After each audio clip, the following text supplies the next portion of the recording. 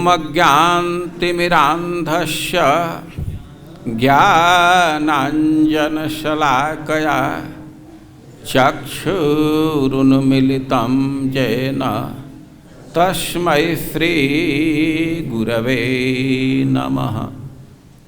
हे कृष्ण करुणा सिन्धो दीनबन्धो जगत्पते गोपेश गोपिकान्त राधाकान्त नमस्तुते। तप्त कांचन गौरांगी राधे वृंदावनेश्वरी वृषभानुसुते देवी प्रणमामि हरिप्रिये। नमो महावदान्याय कृष्ण प्रेम प्रदायते कृष्णाय कृष्ण चैतन्य नामने गौरत्विषे नमः। श्री चैतन्य मनोभीष्टं स्थापितं येन भूतले सोऽयं रूपः कदा मह्यं ददाति स्वपदान्तिकम्। वाञ्छाकल्पतरुभ्यश्च कृपा सिन्धुभ्य एव च पतितानां पावनेभ्यो वैष्णवेभ्यो नमो नमः। जय श्री कृष्ण चैतन्य प्रभो नित्यानंद श्री अद्वैत गदाधर श्रीवासादि गौर भक्तवृंद। हरे कृष्णा कृष्ण कृष्ण हरे हरे हरे राम राम राम हरे हरे। आज कई एक श्लोक है लेकिन हम लोग आवृत्ति करेंगे श्रीमद् भागवतम के 6ठे स्कंध के 18वें अध्याय का 61 नंबर का श्लोक। श्रीमद् भागवतम स्कंध 6 अध्याय 18 श्लोक 61। ओम नमो भगवते वासुदेवाय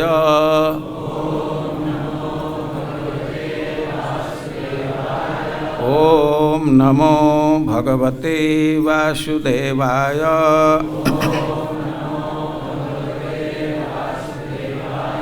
ओम नमो भगवते वासुदेवाय।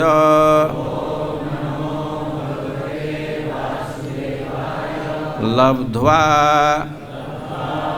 तत् अंतरम शक्रः निद्रा अपहृत चेतसः दितेः प्रविष्टः उदरम जोग ईशः जोग मायया लब्ध्वा तदंतरम शक्रो निद्रापहृत चेतसः दितेः प्रविष्ट उदरम जोगेशो जोग मायया लब्ध्वा पाकर तत् अंतरम तत्पश्चात शक्रः इंद्र निद्रा नींद से अपहृत चेतसः अचेत दितेः दिति के प्रविष्टः घुस गया उदरम गर्भ में जोग ईशः योग के स्वामी योगेश्वर योग योग सिद्धियों की माया शक्ति से। अनुवाद और तात्पर्य श्रील प्रभुपाद के द्वारा। अनुवाद: इस त्रुटि को पाकर समस्त योग शक्तियों, योग सिद्धियाँ यथा अणिमा लघिमा का स्वामी इंद्र घोर निद्रा में अचेत दिति के गर्भ में प्रविष्ट हो गया। तात्पर्य: परम सफल योगी को 8 सिद्धियां प्राप्त रहती हैं। इनमें से एक के द्वारा, जिसे अणिमा सिद्धि कहते हैं, वह परमाणु से भी लघु बन सकता है। उस अवस्था में वह कहीं भी प्रविष्ट हो सकता है। इंद्र इसी शक्ति से गर्भिणी दिति के भीतर प्रविष्ट हो गया। जगत गुरु श्रील प्रभुपाद की। इसके पहले और श्लोक हम लोगों को बोलना है, तो आप लोग भी पीछे से बोलिए। 54 नंबर का। सांवत्सरं पुंसवनं व्रतमेतद्विप्लुतं धारयिष्यसि चेत्तुभ्यं शक्रः भविता सुतः।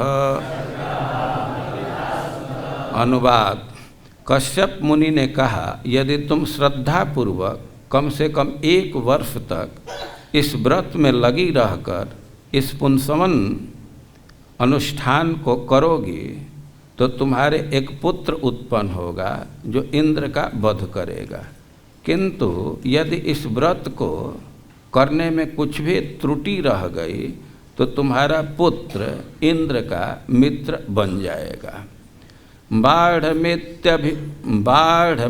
बाढ़मित्यभिपेत्याथ दितिराजन् महामनः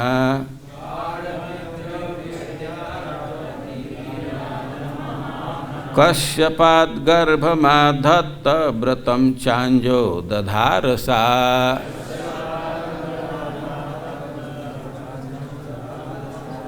हे राजा परीक्षित, कश्यप की पत्नी दिति ने पुंसवन नामक शुद्धिकर्त्री विधि को करना अंगीकार कर लिया। उसने कहा, हाँ, मैं आपके उपदेशानुसार सब कुछ करूँगी।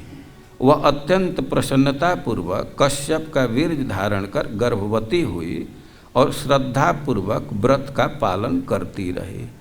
मातृष्वसुरभिप्रायमेन्द्र आज्ञायमानद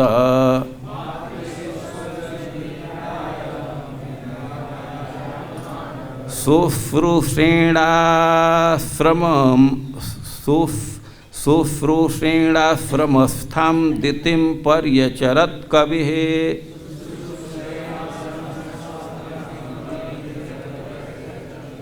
सबों का सम्मान करने वाले हे राजा, इंद्र ने दिति का मंतव्य जान लिया। अतः वह अपना स्वार्थ साधने की युक्ति सोचने लगा। इस तर्क का अनुसरण करते हुए कि आत्मरक्षा प्रकृति का प्रथम नियम है, अपने दिति की प्रतिज्ञा को उसने दिति के प्रतिज्ञा को भंग करना चाहा। अतः वह आश्रम वासिनी अपनी मौसी दिति की सेवा करने लगा। नित्यं वनात्सु मनसः फलमूल समित कुशान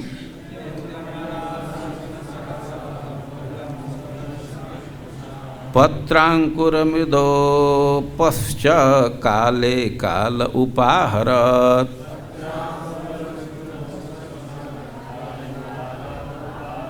इंद्र प्रतिदिन जंगल से फूल, फल, कंद तथा यज्ञ के लिए समिधा लाकर अपनी मौसी की सेवा करने लगा। वह उचित समय पर कुश, पत्तियाँ, कलियाँ, मिट्टी तथा जल भी ले आता था। एवं तस्या व्रतस्थाया व्रतछिद्रं हरिर्नृप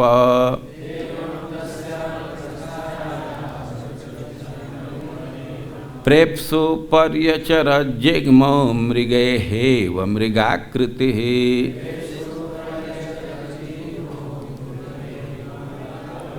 हे राजा परीक्षित, जिस प्रकार बहेलिया हिरण को मारने के लिए हिरण की खाल पहनकर छद्म वेश धारण करता है, उसी प्रकार से इंद्र हृदय से दिति पुत्रों का शत्रु किंतु बाहर से मित्र बनकर अत्यंत श्रद्धापूर्वक दिति की सेवा करने लगा। इंद्र का मंतव्य दिति के व्रत के अनुष्ठान में त्रुटि निकालकर उसे धोखा देना था, किंतु साथ ही वह नहीं चाहता था कि कोई उसे पहचान सके, इसलिए वह अत्यंत सतर्कता के साथ उसकी सेवा करने लगा। नाद्य गच्छद व्रतच्छिद्रम तत्परोथ महीपते,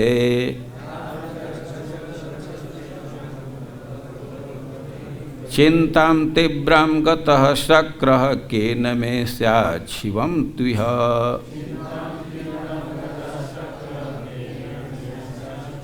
हे विश्वेश्वर, जब इंद्र को कोई त्रुटि न मिली तो उसने सोचा अब मेरा कल्याण कैसे हो। इस प्रकार वह गहरी चिंता में डूब गया। एकदा सा तु संध्यायाम् उच्छिष्टा व्रतकर्षिता,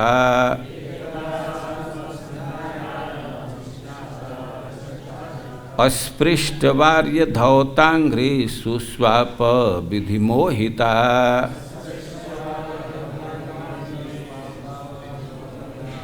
कठोरता से व्रत का पालन करते रहने से, अत्यंत क्षीण एवं अशक्त हो जाने से दुर्भाग्यवश दिति ने भोजन के पश्चात मुंह, हाथ तथा पांव धोने में लापरवाही बरती और संध्या में ही सो गई। लब्ध्वा तदंतरम शक्रो निद्रापहृत चेतसः,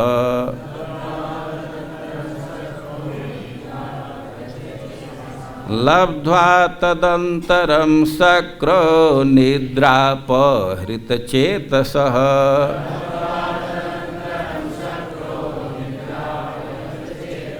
दितेः प्रविष्ट उदरम जोगेशो जोगमायया।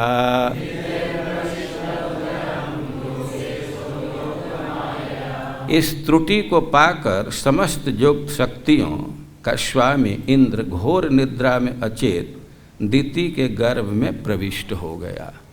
जगत गुरु श्रील प्रभुपाद की।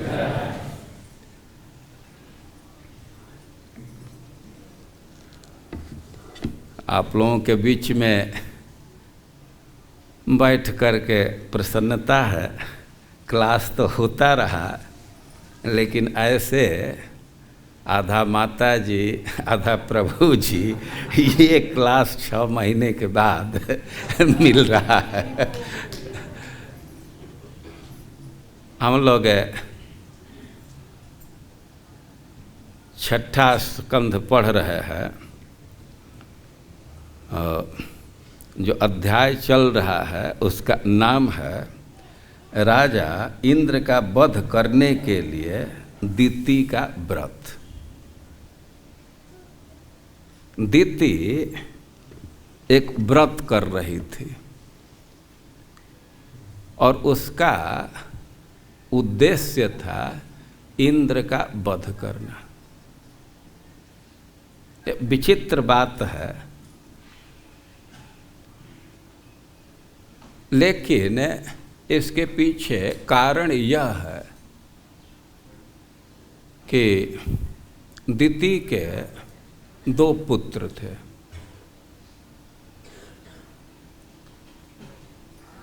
हिरण्यकश्यप और हिरण्याक्ष। दोनों बहुत शक्तिशाली पुत्र थे, बहुत बलवान पुत्र थे। खास करके हिरण्याक्ष तो बहुत ही शक्तिशाली था। भगवान वामन देव उसके विषय में कहते हैं कि दिग्विजय के लिए अकेले निकल गया और गदायुध, ऐसा नहीं कि बहुत साज सामान लेकर के, एक आयुध लेकर के, गदा लेकर के, बस वह अकेले और उसके साथ आयुध एक, लेकिन नात्मानम जैनम, लेकिन पूरे संसार में अपने जोड़ का व्यक्ति नहीं पाया, कोई भी उससे युद्ध करने के लिए तैयार नहीं हुए। अब संयोग से लौट रहा था तो रास्ते में भगवान विष्णु मिल गए। ये वामन देव कह रहे हैं, क्षमो धार आगत, और पृथ्वी का उद्धार करके पृथ्वी को लेकर के आ रहे थे, तो रास्ते में मिल गए, ललकारा, भिड़ंत हो गई। और यद्यपि वो वध तो कर दिए, लेकिन नात्मानम जैनम मैंने तदभुर्यम वीर्यनुस्मृतम। वामन देव कह रहे हैं बलि महाराज से कि आपके कुल में अरे बड़े योद्धा हुए, वो पीठ दिखाने वाले नहीं है। खास करके हिरण्याक्ष तो ऐसा योद्धा था कि यद्यपि वो मारा गया, भगवान मार दिए, लेकिन फिर भी भगवान अपने को विजयी नहीं मानते। अरे भी वध कर दे क्यों नहीं विजयी मानते?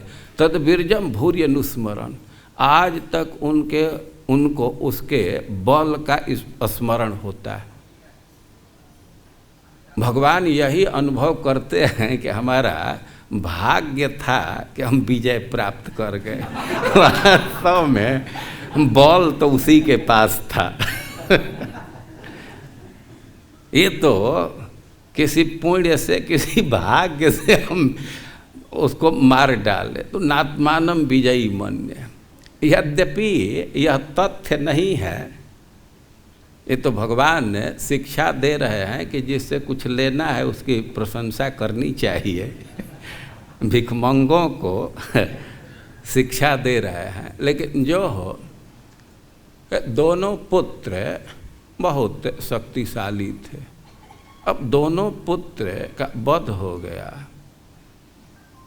तो पर्यतप्यत, कोई भी माँ है अपने पुत्र के प्रति स्नेह होता है। और दिति बहुत चिंतित हुई और उसको इंद्र पर बहुत क्रोध था। वो विचार कर रही थी कि भगवान हमारे पुत्र का वध क्यों करते? भगवान तो सबके प्रति सम है, लेकिन ये इंद्र अपने राज्य के लिए, अपनी रक्षा के लिए अब भगवान से इतना पैरवी किया कि इसके पैरवी के चलते अब इसके फ्लेटरी से, पूजा से प्रभावित हो करके भगवान हमारे पुत्रों का वध कर दिए। वास्तव में अपने गद्दी के लिए, राज्य के लिए, अपने शरीर के लिए ये स्वार्थी हमारे पुत्रों का वध करा दिया। अपने शरीर की रक्षा के लिए हमारे पुत्रों का वध करा दिया। लेकिन हम इसको छोड़ेंगे नहीं, हम एक ऐसा पुत्र उत्पन्न करेंगे कि जो इंद्र का वध करे। दिति के मन में यह संकल्प आया। पुत्र उत्पन्न करना चाहती है, स्वाभाविक ही इसमें पति का सहयोग चाहिए। बिना पति के सहयोग के तो वह पुत्र उत्पन्न नहीं कर सकती। और पति का फेवर प्राप्त करने के लिए अब पति की सेवा करने लगे। पर्यचरत, अब खूब सेवा कर रहे, बहुत विनम्रता पूर्वक, और खास करके बहुत मधुर वचन बोल करके, मधुरया गिरा। देखिए, स्त्रियों का स्वभाव है कि वो सेवा करती है। सेवा किए बिना तो शायद वह रह ही नहीं सकती है। उनको सेवा में नियुक्त किया गया है तो ऐसा नहीं है कि उनका शोषण किया जा रहा है, उसके स्वभाव में है। वो सेवा करती हैं, पति की खूब सेवा करती हैं, लेकिन मधुर वचन बोल करके सेवा करती हूँ, यह तो बहुत कम केस आता है। सेवा तो करती हैं लेकिन कुछ ना कुछ कंप्लेंट ठोकती रहती है।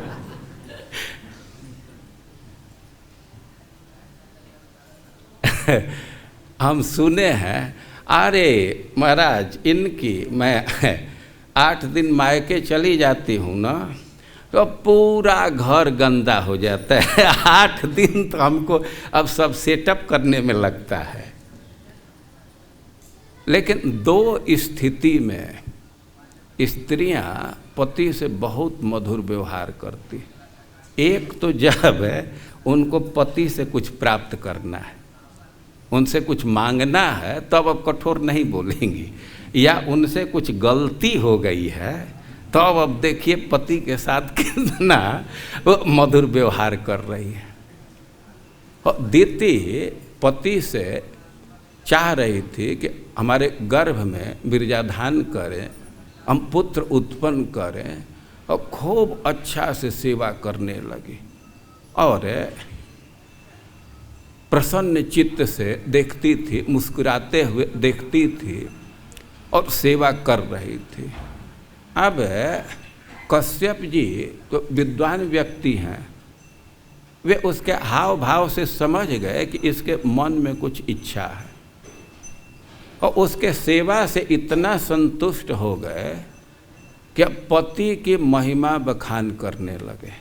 कहने लगे कि अरे पति ही स्त्री के लिए देवता है, पूज्य है, भगवान है, और उसकी सेवा करने से सती स्त्री किसी भी मनोरथ को प्राप्त कर जाती है।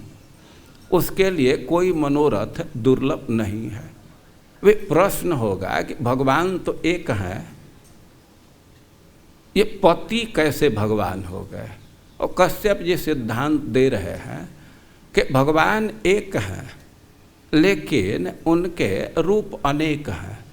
उदाहरण दे रहे हैं कि जैसे यज्ञ का विधान किया गया है, तो यज्ञ में तो भगवान की आराधना की जाती है, लेकिन अब भगवान की आराधना देवताओं के माध्यम से की जाती है। यज्ञ में जो कर्मकांड चल रहा है, तो एक तरह से देवता भी तो भगवान के ही रूप हैं, भगवान की आराधना होती है, लेकिन प्रत्यक्ष भगवान की आराधना तो नहीं करते हैं।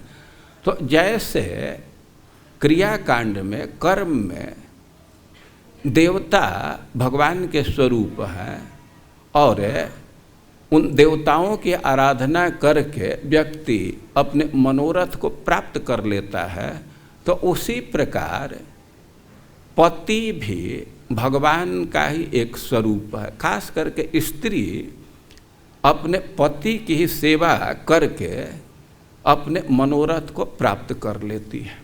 और सिद्धांत बोले और कहे कि हम संतुष्ट हैं, बाढ़ हम जो तुम्हारी इच्छा हो वर मांग लो।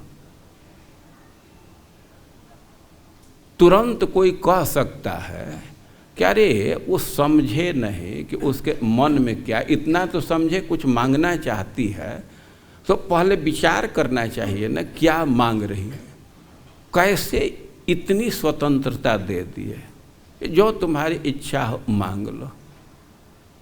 अब सुखदेव गोस्वामी कहते हैं कि कोई आश्चर्य की बात नहीं है, क्योंकि स्त्रियों का ऐसा व्यवहार है, दीति का ऐसा व्यवहार था कि जड़ी भूत वे कश्यप जी बिल्कुल उसके अधीन हो गए, उसके मोहित हो गए, उसे अधीन हो गए। अरे विद्वान व्यक्ति कैसे अधीन हो जाएगा? उनको तो कुछ विचार करना चाहिए। और कह रहे हैं कोई स्त्री एक पुरुष को अपने अधीन कर ले तो ये कोई नई बात नहीं है, कोई विचित्र बात नहीं है। और सिद्धांत दे रहे हैं कि स्त्रियों की रचना ही इसीलिए की है। ब्रह्मा जी स्त्रियों को इसी कार्य के लिए बना, एकांत मतिम दृष्टवा। पहले ब्रह्मा जी सृष्टि के लिए व्यवस्था किए, चाहते थे कि सृष्टि का विस्तार हो, और पुरुषों की सृष्टि की है। बहुत ऋषि मुनि थे, उनको जिम्मेवारी दी गई कि आप सृष्टि का विस्तार कीजिए, लेकिन एकांत मति। अब ब्रह्मा जी ऐसा अनुभव किए, इनमें तो आसक्ति है ही नहीं है। एक जगह आवास था, वो कहीं तीर्थ में जाते थे, वहीं रह जाते थे। अब तीर्थ में चले गए, वहीं रह गए, सृष्टि का विस्तार नहीं हो रहा था। तो ब्रह्मा जी अपने शरीर से वह स्त्री की रचना किए और यया मतिर्हृता। अब जब स्त्री की रचना किए तो पुरुषों का मति वह खींच ली। आप अनुभव कर सकते हैं कि जो स्त्री के साथ हैं तो घर छोड़ करके बहुत दिन तक दूसरे जगह नहीं रह सकते, 2-4 दिन में ही चिंता होने लगती है। और सुखदेव गोस्वामी टिप्पणी दे रहे हैं कि कश्यप जी स्त्री के अधीन हो गए तो यह कोई नई बात नहीं है, विचित्र बात नहीं है। नहीं चित्रे ही जोशिते, स्त्री किसी को पुरुष को अधीन कर लेती है तो ये कोई आश्चर्य की बात नहीं है, क्योंकि ब्रह्मा जी इसी कार्य के लिए सृष्टि ही किए। जब दिति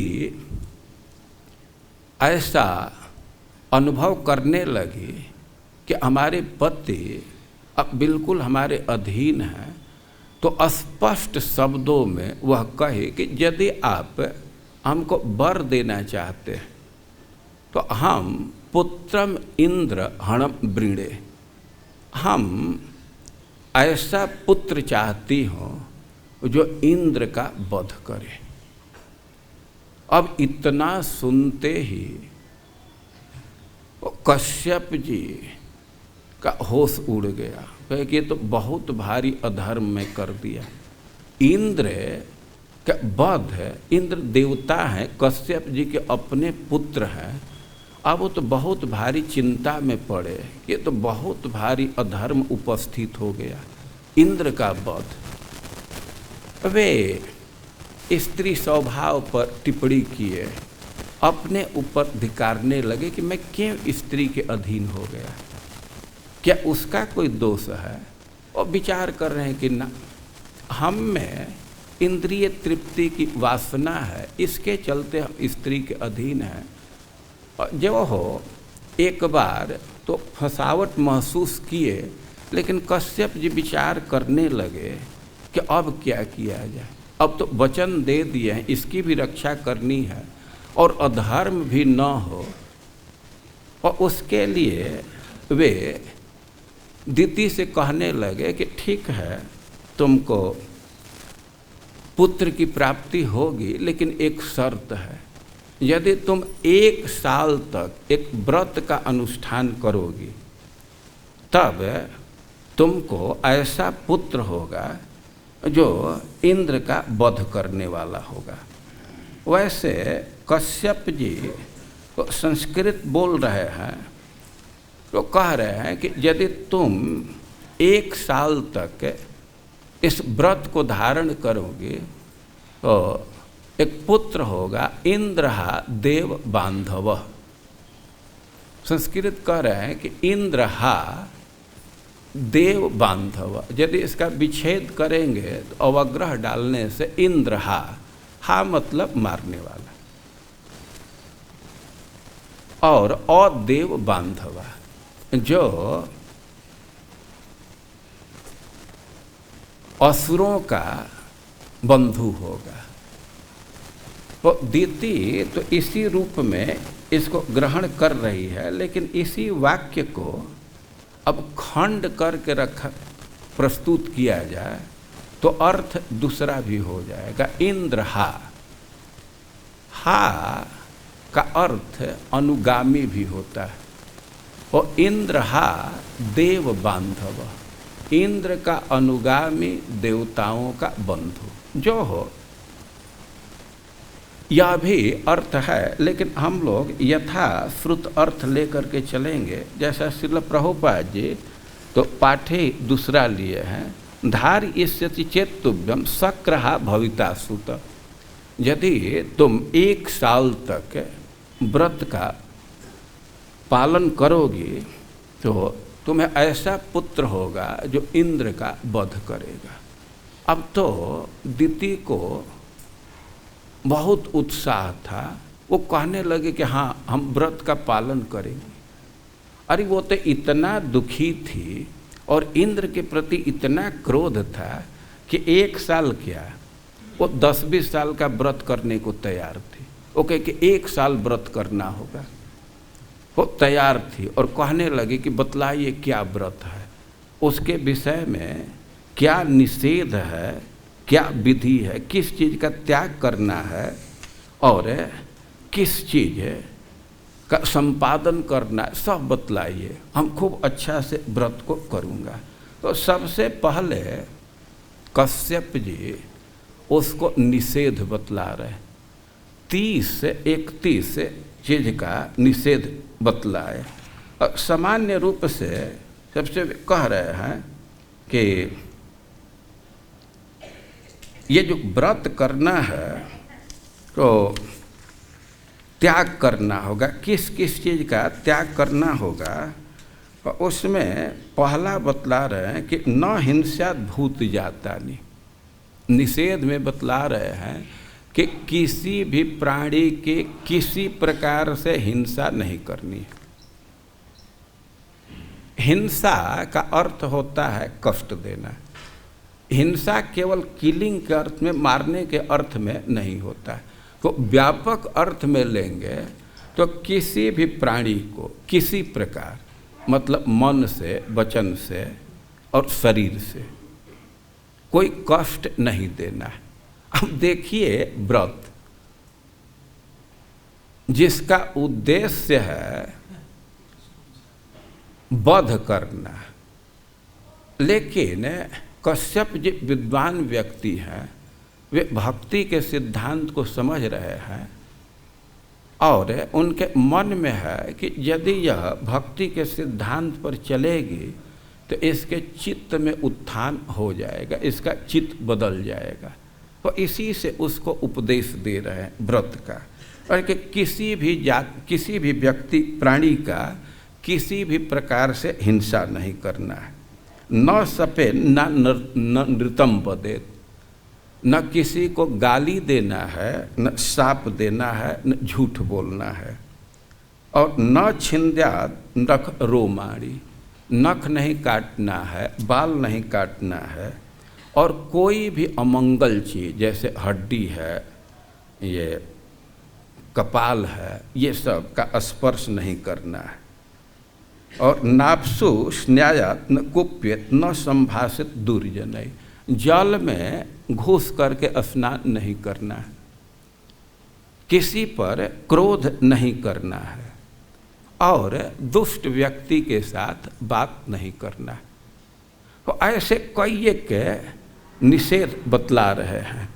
तो सामान्य रूप से 10 निषेध बतलाए, इसके बाद 5 निषेध बतलाए विशेष करके भोजन के विषय में। किसी का जूठा नहीं खाना है, या देवी का प्रसाद नहीं खाना है, या चिट्ठी से युक्त अन्न नहीं खाना है, और कोई बहुत गंदा व्यक्ति प्रसाद को ला रहा है उसको नहीं खाना है, या रजस्वला स्त्री की दृष्टि पड़ गई तो उस प्रसाद को नहीं खाना है। दृष्टम उदक्यया।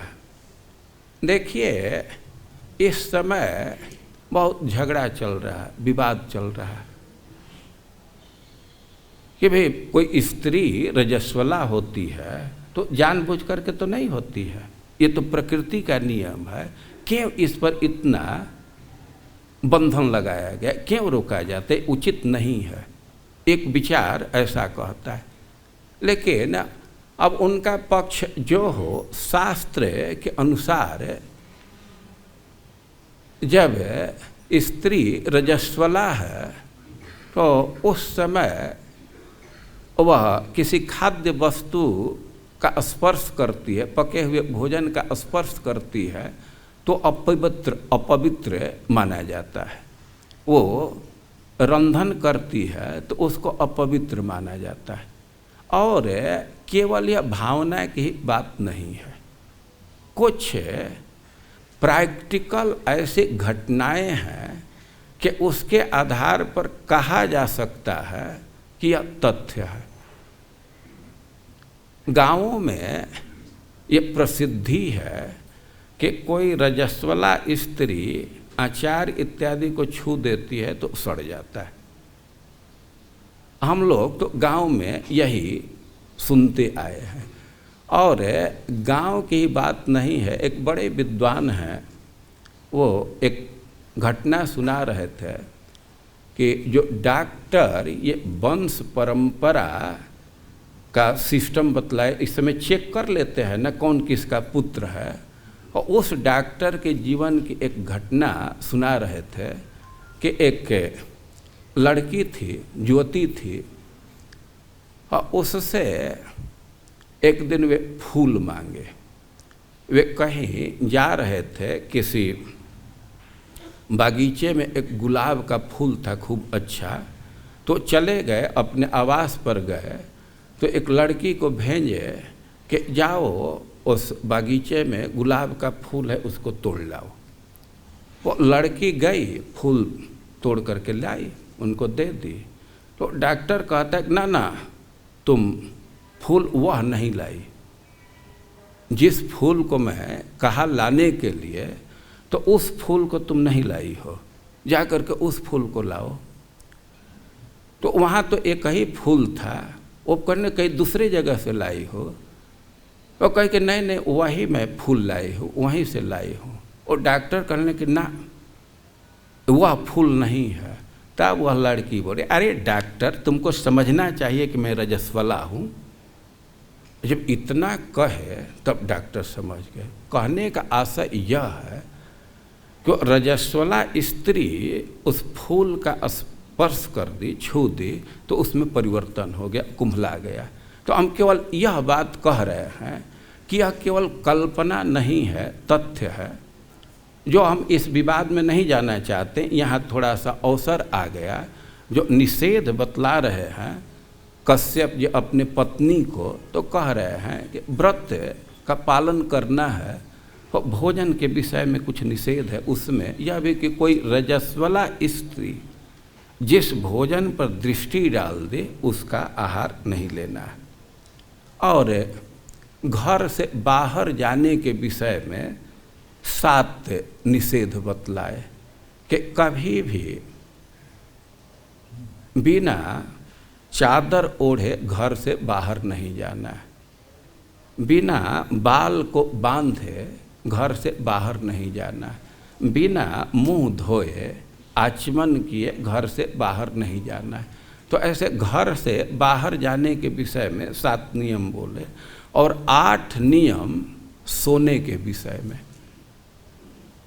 सोने के विषय में निषेध बतलाए कि बिना पैर धोए नहीं सोना है, और पैर धो करके भी गीले पांव नहीं सोना है, पैर पोंछ करके सोना चाहिए। और उत्तर के तरफ सिर करके नहीं सोना है, पश्चिम के तरफ सिर करके नहीं सोना है, जूठे मुंह नहीं सोना है, अच्छा से मुंह धो करके और मुंह पोंछ करके सोना है। तो ऐसे निषेध बतलाए। दीति सबको स्वीकार की, बहुत खुशी खुशी स्वीकार की, व्रत प्रारंभ की कर रही थी।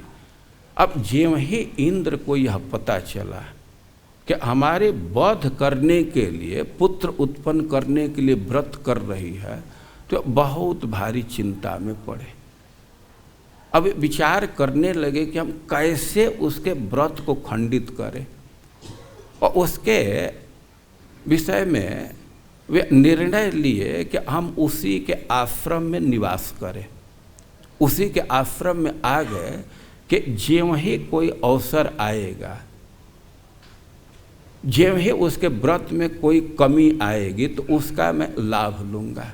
तो एक बालक का रूप धारण करके, छोटे बच्चे का रूप धारण करके, और उसी के आश्रम में रहने लगे और खूब अच्छा से सेवा कर रहे थे। जैसा हम लोग कई एक श्लोकों में पढ़े कि कैसे सेवा कर रहे थे। समय पर पानी ला देते थे, हवन की सामग्री ला देते थे, फूल ला देते थे, पत्ता ला देते थे, शुद्ध मिट्टी ला देते थे। दीति प्रसन्न थी। उसको संशय नहीं था कि हमारे व्रत के दोष का अन्वेषण कर रहा है, छिद्र का अन्वेषण कर रहा है। सुखदेव गोस्वामी कह रहे हैं कि वैसे ही सेवा कर रहे थे, वैसे ही रह रहे थे सेवा के भाव में, जैसे कोई बहेलिया है तो मृग का चर्म पहन करके, मृग का चर्म धारण करके बहेलिया पर बाण का निशाना करता है, इसलिए कि बहेलिया ने मृग को ये भ्रम हो कि कोई मृग ही बैठा है। तो वैसे ही कपट पूर्वक सेवा कर रहे थे। इनका उद्देश्य था दिति के व्रत को भंग करना, उसके गर्भ को नष्ट करना, लेकिन सेवा का भाव लेकर के, सेवा का व्यवहार लेकर के रह रहे थे। अब बहुत दिन तक व्रत में कोई त्रुटि नहीं आई और इंद्र तो बहुत चिंता में पड़े। कह रहे हैं विधि मोहित। अब विधाता का ऐसा विधान है, बहुत दिन से व्रत कर रही है और एक दिन व्रतकर्षिता वो व्रत से थक गई थी। अब एक दिन वो कुछ भोजन की और बिना मुंह धोए वो बेड पर लेट गई। सोची होगी कि थोड़े देर में हम धो लेते हैं, और तब तक उसको गाढ़ निद्रा आ गई। निद्रया पहृत चेतस।